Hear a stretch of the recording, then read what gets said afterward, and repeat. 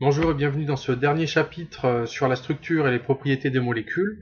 On va s'intéresser dans le chapitre 3 aux alcanes et aux alcools. Donc on va voir bien comment, de quoi est constitué en fait un alcane et un alcool, et on verra comment nommer les molécules et quelles propriétés peuvent avoir ce type de substance. Pour bien comprendre la nomenclature, c'est-à-dire la manière de nommer les molécules, il est important dans un premier temps de comprendre qu'il existe plusieurs types de chaînes carbonées. Regardez cet exemple. Les atomes de carbone sont tous liés entre eux et forment une ligne. On parle donc de chaîne carbonée linéaire. Ici, les atomes de carbone sont liés également entre eux mais forment un cercle. On a donc une chaîne carbonée cyclique. Et ici, on a une chaîne carbonée principale, c'est la plus longue en fait de la molécule, et on a ce qu'on appelle des ramifications qui dépassent de cette chaîne principale. On parle donc de chaîne carbonée ramifiée. Et on va voir par la suite que chaque type de chaîne carbonée va induire des spécificités en termes de nomenclature. On peut maintenant rentrer dans le vif du sujet avec la nomenclature des alcanes. Alors, qu'est-ce qu'un alcane déjà? Eh bien, un alcane, c'est un hydrocarbure, hein, c'est une molécule organique constituée essentiellement de carbone et d'hydrogène, mais par contre, cette molécule doit obéir à une règle précise qui est celle-ci. Sa formule brute doit, pour N carbone, avoir 2N plus 2 hydrogène. Vous pouvez le vérifier avec les molécules présentées ici. Mettez pause et vérifiez bien que la formule brute générale correspond bien à des molécules alcanes. Allez, mettez pause et prenez des notes. Bien, maintenant la nomenclature. Alors vous allez voir, c'est très simple. On va commencer par la chaîne carbonée linéaire, la plus facile. Il s'agit de connaître le nombre d'atomes de carbone de la chaîne carbonée linéaire, la plus longue. On verra pourquoi je dis la plus longue tout à l'heure. Ça va constituer ce qu'on appelle le préfixe. C'est le tout début du nom. Par exemple, ici pour un carbone, eh bien le préfixe c'est met. Pour 2, et. Pour 3, prop, etc. Ça, ce petit tableau est à connaître par cœur. Suite à ce préfixe viendra la terminaison ane, comme alcane, qu'il faudra simplement coller au préfixe. Et ça nous donnera le tableau suivant. Par exemple, pour 3 carbone, on a le préfixe prop, la terminaison ane, ça nous donne du propane. Pour le 6, c'était ex, donc hexane, etc. Donc n'hésitez pas à recopier ce tableau, sinon vous devez l'avoir dans votre bouquin, mais en tout cas vous devez connaître ça par cœur, vous pouvez être sûr que je vais vous le demander. Alors une petite remarque, c'est pour les chaînes carbonées cycliques. En fait, c'est exactement la même règle, simplement on va rajouter cyclo. Par exemple, on va parler de cyclobutane, cyclopentane, on verra ça ensemble en cours.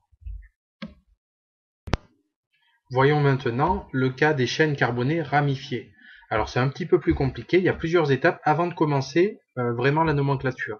Il y a un travail de repérage à faire. Le premier repérage pour cette molécule, par exemple, ça va être de trouver la chaîne la plus longue, la chaîne carbonée la plus longue, tout simplement en numérotant les carbones.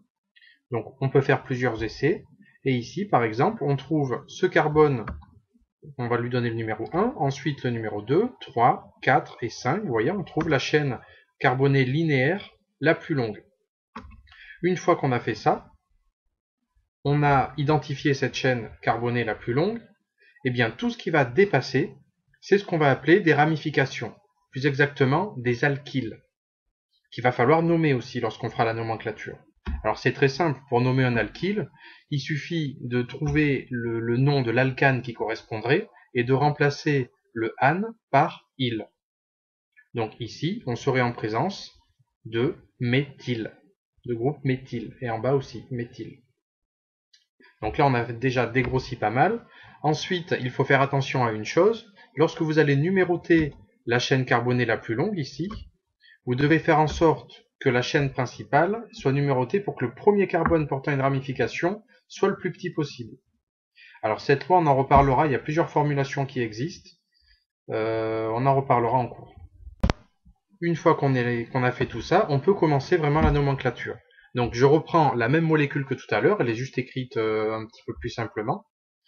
Donc dans un premier temps, je dois avoir les numéros des carbones portant un groupe alkyle. Donc ici, on a les carbones 2, 3 et 4. Je vais donc commencer ma nomenclature ainsi. 2, 3, 4. Ensuite, je mets un tiret. Et là, je vais pouvoir mettre le nom de l'alkyle sans le E. Donc c'est du 2, 3, 4. Tri, parce qu'il y en a 3, méthyle. Vous voyez, j'ai enlevé le E. Et ensuite, le nom de l'alcane correspondant à la chaîne la plus longue. Donc ici, il y a 1, 2, 3, 4, 5 carbones. Si vous vous rappelez du tableau de tout à l'heure, ça fait du pentane. Donc c'est du 2, 3, 4, triméthyle, pentane. Ces étapes sont capitales, vous ne devez pas en louper une, et vous devez vraiment appliquer cette méthode à la lettre. Appliquons maintenant ces règles à deux exemples particuliers. Le plus simple. Mettez pause et essayez de trouver sa nomenclature. Si vous n'avez pas loupé de règles, il s'agit bien du 2-méthylbutane. À ceux qui auraient mis du 3-méthylbutane, c'est qu'ils n'ont pas obéi à la règle qui disait que le carbone qui portait la première ramification devait avoir le numéro le plus petit possible. Donc c'est bien 1, 2, c'est le deuxième carbone qui porte la ramification. Si je numérote à partir de la gauche, ça me fait du 1, 2, 3 méthylbutane. Et la règle n'est pas respectée. Allez, essayons cet exemple-ci. Mettez pause. Alors, voilà une proposition de la chaîne carbonée la plus longue. On verra qu'il y en a d'autres. Donc, on y va pour la numérotation. 1, 2, 3, 4, 5, 6. J'ai choisi ici de numéroter à partir de la droite. On verra après, en numérotant à partir de la gauche, si ça aurait donné la même chose. Donc, les ramifications sont portées par le carbone 2, 4 et 5. Ça nous donne du 2, 4, 5 triméthylhexane, puisqu'il y a 6 carbones sur la chaîne la plus longue. Si j'avais numéroté maintenant de la gauche vers la droite, j'aurais eu les numéros 1, 2, 3, 4, 5, 6. Les ramifications auraient été portées par le carbone 2, carbone 3 et carbone 5. J'aurais donc eu du 2, 3, 5 triméthylhexane. Donc on peut voir que pour la même chaîne carbonée la plus longue, selon le sens de numérotation, j'ai pas exactement le même nom de la molécule. Donc heureusement, il existe une autre règle pour trouver la bonne solution. En fait, il suffit de faire la somme des numéros des carbones qui portent les ramifications. Par exemple, pour la numérotation rouge, on a 2 plus 3 plus 5 égale 10. Et pour la notation verte, 2 plus 4 plus 5 égale 11. Eh bien, il faudra tout simplement garder la somme la plus petite. Donc du coup, on exclut cette solution-là en vert. Et on garde bien le 2, 3, 5 triméthylhexane. On va s'intéresser maintenant à la nomenclature des alcools. Alors qu'est-ce qu'un alcool déjà? Eh bien c'est tout simplement une molécule organique, donc constituée essentiellement de carbone et d'hydrogène, sur laquelle va se greffer un groupement hydroxyde que voici. Donc c'est le groupe OH qui se met sur un carbone d'une chaîne carbonée, à la place d'un hydrogène. Alors la nomenclature est très très simple. En fait il suffit de prendre le nom de l'alcane de la molécule, et d'enlever le E final du nom et de le remplacer par ol, en faisant précéder du numéro du carbone qui porte le groupe hydroxyle. Par exemple, ici, j'ai une molécule constituée de 3 carbones. Molécule organique. Donc quel est son nom? En sachant que c'est un alcane. Il s'agit bien sûr du propane. 1, 2, 3 carbones, préfixe prop, terminaison ane, puisque c'est un alcane. Bon. Voilà comment je l'écris. Imaginons maintenant qu'on remplace cet hydrogène par le groupe hydroxyle ici. Et bien là, il suffit de reprendre le même nom, propane, d'enlever le E, et en indiquant le numéro qui devra être le plus petit possible, ici, d'indiquer ol, pour expliquer qu'il y a un groupe hydroxyle sur la molécule. Voilà ce que ça donnerait. Propane, 1, ol. Le groupe hydroxyle devra être prioritaire, donc porter le numéro le plus petit possible, toujours. Maintenant, on va étudier ce qu'on appelle la classe d'un alcool. Alors c'est assez simple, il en existe 3. La première, c'est la classe primaire. L'alcool primaire, en fait, voilà sa forme générale. On voit que le groupe OH est porté par un carbone qui est dit carbone fonctionnel, qui possède 2 hydrogènes et une chaîne, qui est notée R1 pour rester général. Alors ce sera plus facile avec un exemple un peu plus concret. Donc cette molécule, qui est de l'éthanol, possède donc un carbone fonctionnel qui va être lié qu'à un seul autre carbone.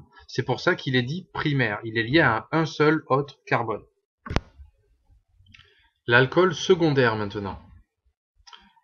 On va voir ça avec un exemple directement. On a un carbone fonctionnel en rouge ici qui est lié à deux autres carbones. Peu importe s'il s'agit d'une chaîne carbonée, peu importe ce qu'il y a à côté, du moment que le carbone fonctionnel est lié à deux autres carbones, eh bien l'alcool sera dit secondaire. Allez, tant qu'on y est, on va essayer de le nommer cet alcool secondaire. Donc, c'est parti, mettez pause, choisissez la chaîne la plus longue, nommez-le comme l'alcane, et respectez les règles que j'ai énoncées précédemment.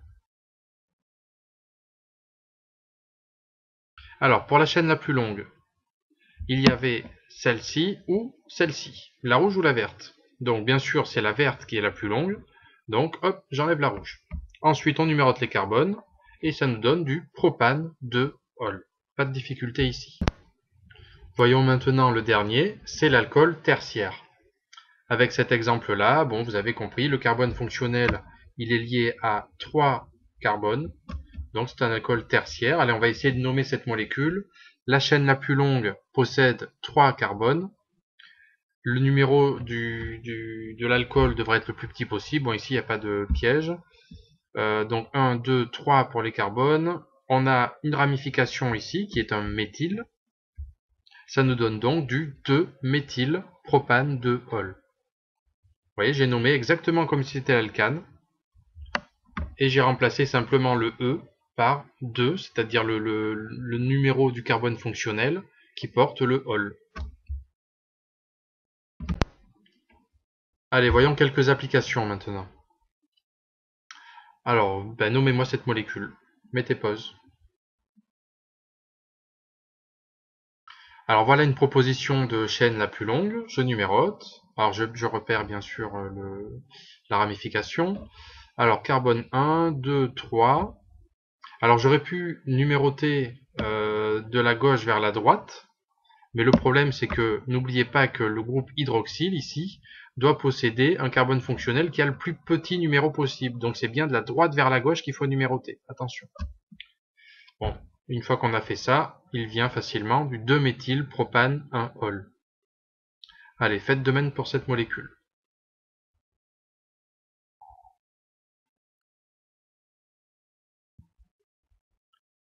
Voilà la chaîne carbonée la plus longue. C'est une proposition, il y avait une autre possibilité, on verra ensemble. Les ramifications sont repérées ici, et on y va. Carbone 1, 2, 3, 4, toujours dans un souci d'avoir un carbone qui a le plus petit numéro ici, celui qui porte le OH, je suis obligé de numéroter de la droite vers la gauche. Et donc il vient facilement du 2,3-diméthylbutane 1-ol. Allez, un dernier effort, dernières applications. Mettez pause. Alors voilà une proposition de chaîne la plus longue, la ramification, on numérote et on nomme. Pas de difficulté particulière ici. Dernier exemple. Allez, mettez pause. Une proposition de la chaîne la plus longue. On a les ramifications ici. Je n'oublie rien. On numérote. Donc toujours en faisant attention à avoir bien respecté les règles de numérotation. Le plus petit numéro possible au niveau du OH et la somme la plus petite possible au niveau des ramifications. Et on obtient le 2,3-diméthylpentane 3-ol. Voilà pour la fin de cette partie 1. Dans la partie 2, ça sera la dernière partie, bien on parlera de l'énergie de combustion de ces hydrocarbures, en particulier des alcools. On verra ce que va entraîner en fait la structure des alcanes et des alcools en termes de propriétés chimiques, physico-chimiques. Et on verra un peu l'impact plus ou moins nocif de ces hydrocarbures sur l'environnement et sur la planète. Allez, à bientôt.